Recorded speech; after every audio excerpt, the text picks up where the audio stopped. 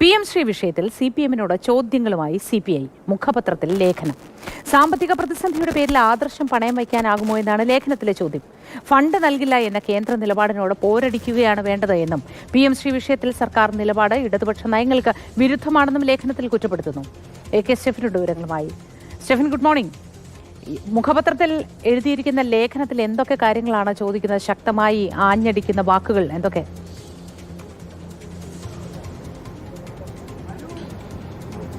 മോത്തി AYF-ന്റെ സംസ്ഥാന സെക്രട്ടറിയായിട്ടുള്ള TT ജിസ്മോനാണ് ജനയുഗത്തിൽ ഇന്ന് ലേഖനം എഴുതിയിരിക്കുന്നത്. രൂക്ഷമായ ഭാഷയിൽ ഈ PM ശ്രീ വിഷയത്തിൽ CPM-നെ വിമർശിച്ചുകൊണ്ടാണ് ഈ ലേഖനം വന്നിരിക്കുന്നത്. ഏറ്റവും പ്രധാനമായും നമ്മൾ നോക്കിക്കാണേണ്ടത് ഇന്ന് ഇടതുമുന്നണിയെ സംബന്ധിച്ചിടത്തോളം ഏറ്റവും നിർണായകമായ ഒരു ദിവസമാണ്.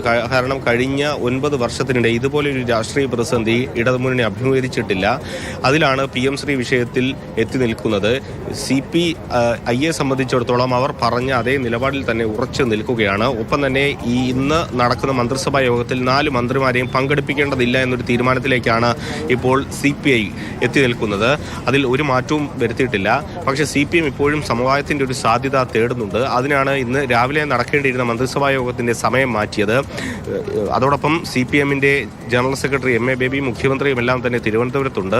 ചർച്ചകൾക്കുള്ള വഴി ഇന്നും ഉണ്ട് എന്നുള്ളതാണ് നമുക്ക് മനസ്സിലാക്കാൻ കഴിയുന്നത്. CPI-യുടെ സംസ്ഥാന സെക്രട്ടറി ഉൾപ്പെടെ നേരിട്ട് കണ്ട് ഈ ചർച്ചയിലൂടെ ഒരു പരിഹാരം ഉണ്ടാക്കാൻ കഴിയുമെന്നുള്ളതാണ് CPM പ്രതീക്ഷിക്കുന്നത്. ഇന്ന് ഏതായാലും മന്ത്രിസഭാ യോഗത്തിൽ നിന്ന് CPI-യുടെ മന്ത്രിമാർ വിട്ടുനിൽക്കുകയാണെങ്കിൽ കാര്യങ്ങൾ കൂടുതൽ കൈവിട്ടു പോയേക്കും. അങ്ങനെ വിട്ടുനിൽക്കുകയാണെങ്കിൽ ഇനി സമവായത്തിൻ്റെ പാത ഉപേക്ഷിച്ച് കാര്യങ്ങൾ കൂടുതൽ കടുപ്പിച്ച് മുമ്പോട്ട് പോകാനാണ് ഏതായാലും CPM നീക്കമിടുന്നത്.